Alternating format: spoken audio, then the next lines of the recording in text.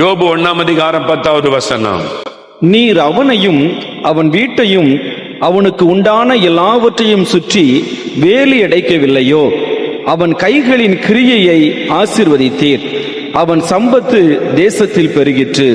சாத்தான் சொல்றான், நீர் அவனை ஆசீர்வதித்திருக்கிறீர். அவன் என்ன செய்தாலும் ஆசீர்வதிக்கிறீர். ஆட்டு மந்தை வச்சா பெருக பண்ணுகிறீர், மாட்டு மந்தை வச்சா பெருக பண்ணுகிறீர், ஒட்டகம் வச்சா பெருக பண்ணுகிறீர். சொத்தெல்லாம் பெருகி கொண்டே இருக்கிறது யோபுக்கு. நீர் அவனை ஆசீர்வதித்து பெருக பண்ணு. யோபின் தேவன் எப்படிப்பட்டவர்? நம்மை ஆசீர்வதித்து பெருக பண்ணுகிறவர். எல்லாரும் சொல்லுங்க, கரமுயர்த்தி, என்னை ஆசீர்வதித்து பெருக பண்ணுகிற தேவன். யோபு 1:12 வாசிக்க கேட்போம். கர்த்தர் சாத்தானை நோக்கி, இதோ அவனுக்கு உண்டானவை எல்லாம் உன் கையில் இருக்கிறது, அவன் மேல் மாத்திரம் உன் கையை நீட்டாதே என்றார். அப்பொழுது சாத்தான் கர்த்தருடைய சந்நிதியை விட்டு புறப்பட்டு போனான். யோபுக்கு ஒரு சோதனை வருது பாருங்க. சாத்தான் நிக்கிறான். நீர் அவனை வேலி அடைச்சு பாதுகாக்கிறீர், அவனை எதை செய்தாலும் ஆசீர்வதிக்கிறீர், பெருக பண்ணுகிறீர், சொத்தெல்லாம் பெருகுது. அவன் யோபு எங்க பார்த்தாலும் யோபுக்கு தான் சொத்தா இருக்குது. இந்த மலை யோபுவுக்கு, இந்த நில யோபுவுக்கு, ஆயிரக்கணக்கான ஒட்டகம் யோபுக்கு. எல்லாரும் சொல்றாங்க யோபு தான் இந்த ஊர்லயே பெரிய பணக்காரன், கிழக்கு திப்பத்தர் எல்லாரிலும் பெரியவன். யாருங்க அவன்? அவன் கர்த்தரை நம்புகிறவன், கர்த்தரை விசுவாசிக்கிறவன் அப்படிலாம் சொல்றாங்க. கர்த்தருடைய நாம மகிமைப்படுகிறது. சாத்தானால பொறுக்க முடியல. கர்த்தர் உங்களை உயர்த்தும் போது சாத்தானால பொறுக்க முடியாது. கர்த்தர் உங்களுக்கு ஜெயம் கொடுக்கும் போது சாத்தானால பொறுக்க முடியாது. இயேசுவை மகிமைப்படுத்த பிசாசு அப்படியே பொறாமையோட எழும்புவான். ஏதாவது பண்ணலாமான்னு யோசிப்பான். ஒண்ணும் பண்ண முடியாது. கர்த்தர் வேலி வச்சிருக்கிறார்ல, ஒண்ணும் பண்ண முடியாது. கர்த்தர்கிட்ட போறான், கர்த்தரை தூண்டுகிறான். சோதிக்கும்படி சாத்தான் கர்த்தரை தூண்டுகிறான், சவால் விடுகிறான். ஆண்டவர் சவாலை ஏற்றுக்கொள்ளுகிறார். கர்த்தருடைய பிள்ளைகளுக்கு சோதனையில 3 விதமான காரியம் அறிந்து கொள்ளணும். ஒன்று, அவனவன் தன் சுய இச்சையினாலே இழுக்கப்பட்டு சோதிக்கப்படுகிறான். அது பாவ சோதனை, கர்த்தரால் வருகிற சோதனை கிடையாது. யோசேப்புக்கு போத்திபார் வீட்டுல ஒரு சோதனை வருது, போத்திபார் மனைவியினால. அது கர்த்தருடைய சோதனை கிடையாது.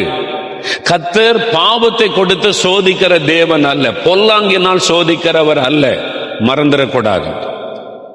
பாவத்துல கர்த்தர் சோதிச்சிட்டாரு, நான் குடிச்சிட்டேங்க, சோதனையில நிக்க முடியல. கர்த்தர் எல்லாம் சாராய கடை கொண்டு போய் சோதிக்க மாட்டாரு. எல்லாத்துக்கும் கர்த்தர் பேரை சொல்லாதுங்க. சுய இச்சையினாலே, அவனவன் தன் சுய இச்சையினாலே இழுக்கப்பட்டு சோதிக்கப்படுகிறான். இரண்டாவது, சாத்தானால் வரக்கூடிய சோதனை. இயேசு கிறிஸ்துவிட்ட சோதிக்கிறான் பாருங்க. லூக்கா 4 வனாந்தரத்துல இயேசுவையே சோதிக்கிறான். கண்களின் இச்சை, மாமிசத்தின் இச்சை, ஜீவனத்தின் பெருமை. இயேசுவை சோதித்ததை நீங்க வாசித்து தியானிச்சாலே விளங்கி கொள்ள முடியும். சாத்தான் கொண்டு வர சோதனை எல்லாமே இந்த 3க்குள்ள அடங்கிவிடும். இச்சையை தூண்டுவான், ஆசையை தூண்டுவான், அப்புறம் பெருமையை கொண்டு வருவான், மாம்சத்தின் பெருமை. அதனால்தான் நிறைய பேர் லஞ்சம், பண ஆசை, அந்த ஆசையில விழுந்து போயிடுறாங்க. மாமிச இச்சை, நான் பணக்காரன் ஆகணும், பெரிய செல்வந்தன் ஆகணும், அதுல வீழ்ந்துடுறாங்க. அப்புறம் ஜீவனத்தின் பெருமை, பதவி இருந்தாராம், எனக்கு ஒரு ஐடென்டிஃபை இருக்கணும், எங்க இருந்தாலும் அந்த பெருமை. சர்ச்சில் கூட சிலர் செக்ரட்டரியா இருந்தா தான் இருப்பார், இல்லைன்னா சர்ச்சுக்கு வரமாட்டார். அப்படி சில ஆட்கள் தெரியுமா? செக்ரட்டரியா வச்சா ஒழுங்கா சர்ச்சுக்கு வருவார். அந்த வருஷம் தோத்துட்டாருன்னு வைங்களேன், அந்த 4 வருஷமா சர்ச்சு பக்கமே வர மாட்டார். அப்புறம் அடுத்த தேர்தலுக்கு தான் வருவார். அவருக்கு என்ன வேணும்? பதவி. பிசாசு பதவியை கொடுத்து வாராஜான்னு கை போட்டு நரகத்துக்கு கூட்டு போயிடுவான் செத்த உடனே. சர்ச்சு செக்ரட்டரி, ட்ரெஷரர், பதவிக்காக சண்டை போட்டல்ல, தேர்தல் பண்ணல, பதவி வேணும்னு சண்டை போட்டு சபையில இயேசுவின் நாமத்தை தூஷிச்சல்ல, வா என் கூட ராஜான்னு கூட்டு போயிடுவான். பிசாசு, ஜீவனத்தின் பெருமை, இடம் கொடுக்க கூடாது. இந்த 3 விதமான சோதனை தான் சாத்தான் முக்கியமா கொண்டு வருவான். இப்போ கர்த்தரிடத்துல போய் பிசாசு பெர்மிஷன் வாங்கி யோபுடைய வாழ்க்கையில சோதனை வருகிறது. இன்னொன்று, கர்த்தர் கொடுக்கிற சோதனை. ஆண்டவர் பாவத்தை கொடுத்து சோதிக்க மாட்டார், பொல்லாங்கினால சோதிக்க மாட்டார். ஆண்டவர் கொடுக்கிற சோதனை எப்படிப்பட்டது? ஆதியாகமம் 22 அதிகாரத்துல கர்த்தர் ஆபிரகாமை சோதித்தார் அப்படின்னு பாருங்க. கர்த்தர் ஆபிரகாமை சோதித்தார். என்ன சோதிக்கிறாரு? 18ஆம் வசனத்துல ஆண்டவர் சொல்றார், பதில் கொடுக்கிறார். ஆபிரகாமே, என் சொல்லுக்கு நீ கீழ்ப்படுகிறவன் என்பதை இப்பொழுது நான் அறிந்திருக்கிறேன். அவருடைய கீழ்ப்படிதல் சோதிக்கப்படுகிறாரு.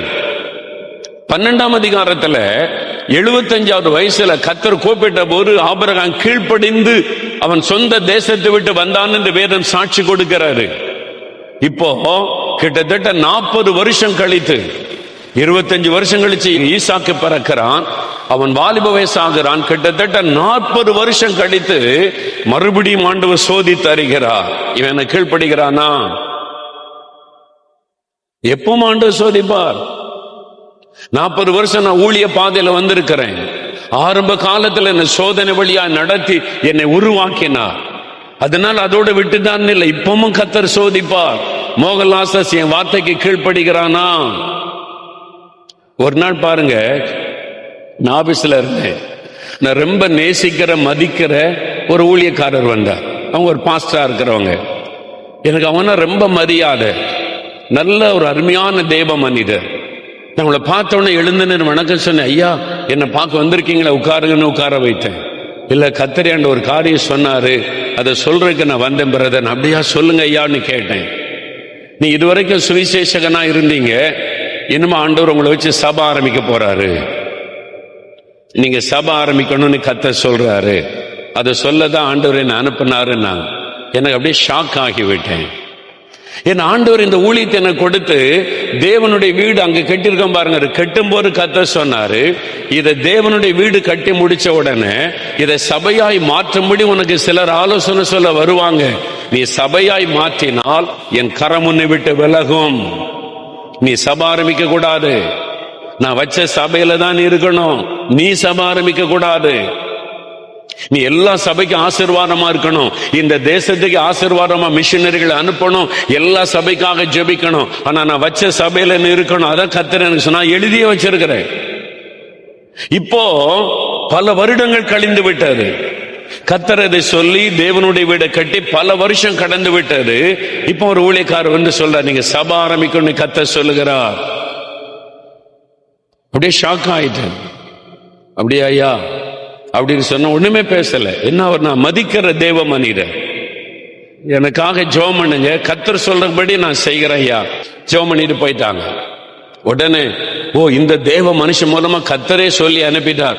அதனால உடனே ஏசு விடுக்கிறார், ட்ரஸ்டர்ஸ் எல்லாம் கூப்பிடுங்க, கமிட்டி எல்லாம் கூப்பிடுங்க. கர்த்தர் சொல்றாரு, நம்ம ஊழியத்தை சபையா மாத்த போகிறோம். இனிமேல் தேவனுடைய கூடாரத்தில் ஞாயிற்றுக்கிழமை ஆராதனை நடத்தலாம் அப்படின்னு நான் சொல்லல, பிளான் பண்ணல. நான் ஆண்டவர்கிட்ட போனேன். ஆண்டவரே, நீர் என்ன சபை ஆரம்பிக்க கூடாதுன்னு சொல்லி தான் என்ன ஊழியத்துக்கு அழைத்தீர். இதுவரைக்கும் அப்படிதான் நடத்தி கொண்டு இருக்கு. நீ சொன்ன சபையில நான் இருக்கிறேன். இதான் எங்களுடைய சர்ச்சு. அங்க இருக்கு பாத்தீங்களா, சிஎஸ்ஐ ஆலயம், 4 மாவடி பாஸ்டேட். முதல்ல பாடியில சிஎஸ்ஐ சர்ச்சில் இருந்தேன். ஏன்னு கேட்டா, அந்த பாடி சிஎஸ்ஐ சார்ந்த ஒரு சகோதரர் ஜெபிக்கும் போது தான் எனக்கு அற்புதம் நடந்தது. அப்ப நான் எனக்கு டினாமினேஷனே தெரியாது, கேத்தலிக் ப்ராட்டஸ்டன்டே எனக்கு தெரியாது. அவர் மூலமா சுகம் கிடைச்சதுனால அவர் போன சர்ச்சுக்கு போன, அது சிஎஸ்ஐ சர்ச்சு. 4 மாவடிக்கு வந்த பிறகு எங்க சிஎஸ்ஐ சர்ச்சு, இங்க 4 மாவடியில ஒரே ஒரு சர்ச்சு சிஎஸ்ஐ தான். அங்கதான் போனேன் நான். என்ன சபை விட்டு விரட்டுறதுக்கெல்லாம் சில கமிட்டி மெம்பர்ஸ் பிளான் பண்ணாங்க. விரட்டிடுவோம், மோகன்லால் சபை விட்டு எடுத்துருவோம். நாங்க கர்த்தர் சொன்னார், நீ போகாத, யாரு மிரட்டினாலும் இதே சபையில இருந்தார். அவங்களெல்லாம் காணும். இப்ப நான் தான் இந்த சபையில இருக்கிறேன். விரட்டன்னு சொன்ன ஆட்கள் எல்லாம் காணும். அல்லேலூயா. நான் யோசித்து பார்த்தேன், ஏன் ஆண்டவரே, நான் மதிக்கிற ஒரு தேவ மனிதர் என்கிட்ட வந்து நீ சபை ஆரம்பிக்கணும்னு சொல்லணும்? எனக்கு ஒரு பெரிய கேள்வி. அவர் ஒரு நல்ல தேவ மனிதர், நான் மதிக்கிற நேசிக்கிற தேவ மனிதர். ஏன் அவர் வந்து பொய் சொல்லுவாரா? அவரு கர்த்தர் சொல்லாம செய்வாரா? ஆனா கொஞ்ச நாள் ஆன பிறகு நான் அறிந்து கொண்டேன், கர்த்தர் நான் தேவனுக்கு கீழ்ப்படிந்து கொண்டிருக்கிறேனா என்று என்னை சோதிப்பதற்காக அவர் அனுப்பி வைத்திருக்கிறார் என்பதை அறிந்து கொண்டேன். அல்லேலூயா.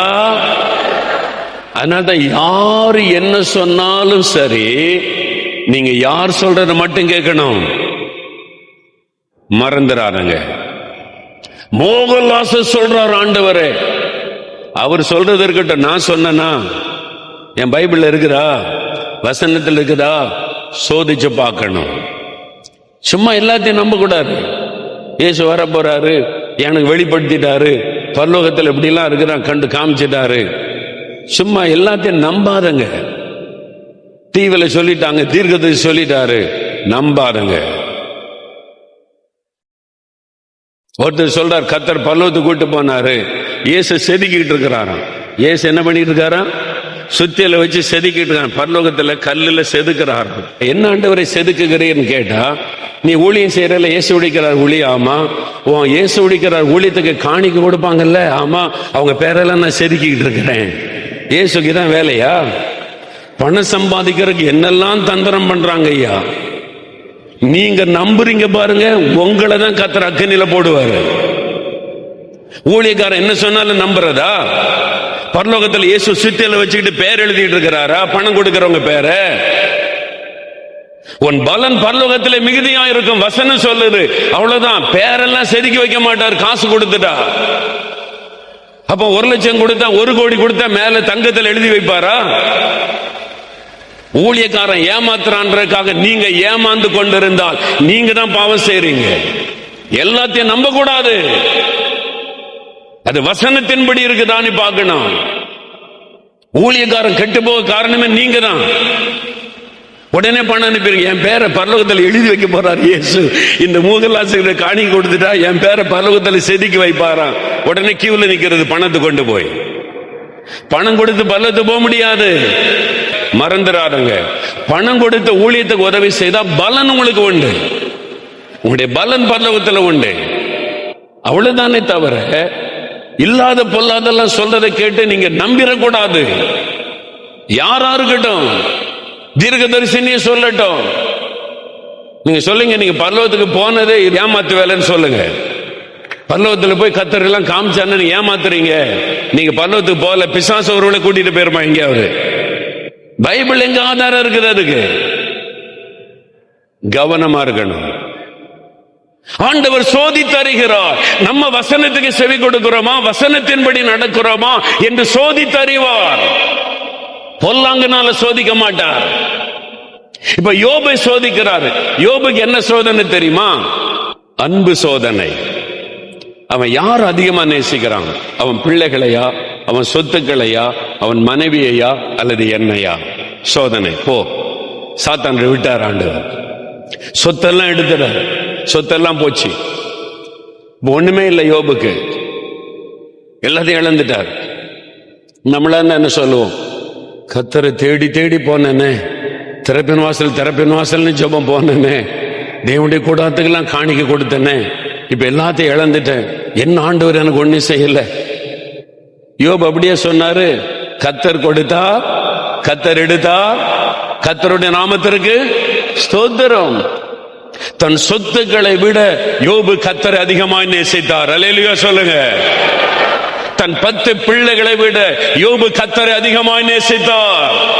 தன்னுடைய சரீரத்தை விட, தன்னுடைய மதிப்பு மரியாதைகளை விட கர்த்தரை அவர் அதிகமாய் நேசித்தார். அந்த அன்பு சோதிக்கப்படுகிறது. அதனால தான் கர்த்தர் அலோ பண்றார். யோபு நான் கொடுக்கிற ஆசீர்வாதத்தை நேசிக்கிறானா, என்ன நேசிக்கிறானா பார்க்கலான்னு அலோ பண்றார். நம்மளை சோதிப்பார். நீங்க யார் மேல அன்பு வச்சிருக்கிறீங்க? சோதிப்பார். பிள்ளை மேல ரொம்ப அன்பு வச்சீங்களா? மனைவி மேல ரொம்ப அன்பு வச்சீங்களா? கணவன் மேல ரொம்ப அன்பு வச்சீங்களா? சொத்துக்கள் மேல ரொம்ப அன்பு வச்சீங்களா?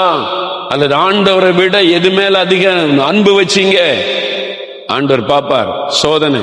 பிசாசை விட்டுருவார். சோதிப்பார். அது கொஞ்சம் எடுத்துரு, சோதிச்சு பாப்பார். அல்லேலூயா. யோபு சோதிக்கப்பட்டார். அவர் சோதித்தருகிறது. நம்முடைய கீழ்ப்படிதலை சோதிப்பார்.